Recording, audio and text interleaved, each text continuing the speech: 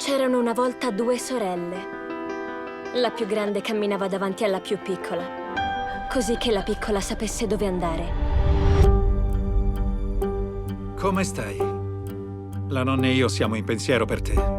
Mia sorella è morta. Non c'è più musica in me. Non ci sono più sogni in me. Avevo perso l'unica persona sulla terra che mi capisse. Com'è andata? Male come credevi? C'è un ragazzo nuovo nella Honor Band.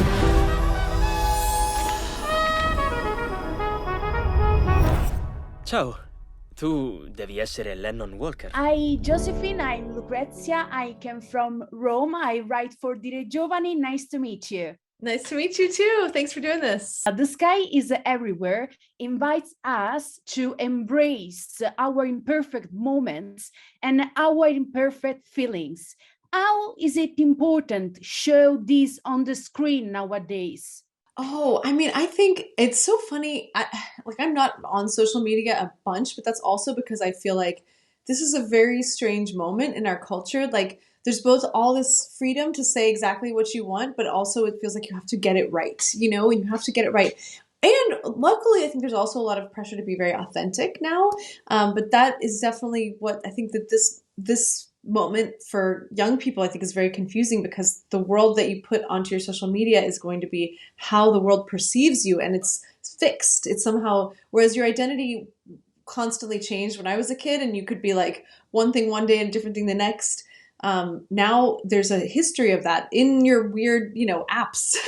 So I think for this moment, it feels like it's very important to allow young people the permission to sort of be themselves, be authentic, be who they are, and allow imperfection and mistakes, and know that you can both be forgiven and forgive yourself for those.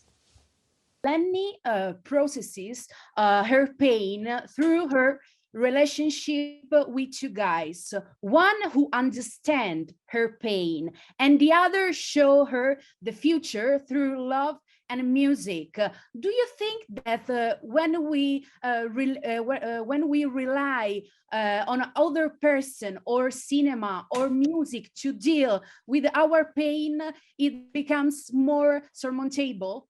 Oh, I think, yeah. I mean, I always think, of course, the thing that's going to get you through your pain ultimately is self-love and is some kind of nourishing of yourself. I do think sometimes it's very hard to access that, especially when you're hurting as much as someone like Lenny, who's lost her sister. So I think sometimes we do need outside cues to sort of remind us, draw us back into a presence of love and of forgiveness. And I know that, for instance, this movie, part of the reason I wanted to make it, I went through a very difficult processing of grief, in the darkest moments of which were really, really painful and bad. You can blame yourself for a loss like that.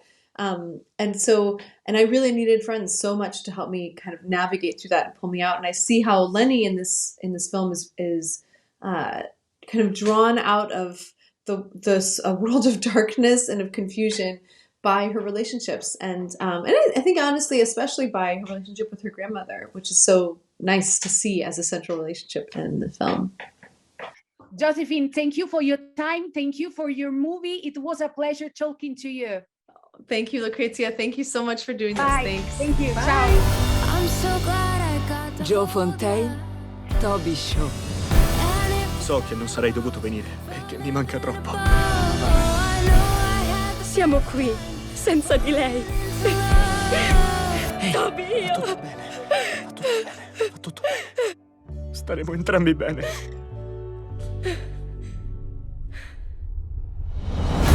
if the tide takes California. Che vi sta succedendo? I'm so Dolore e amore.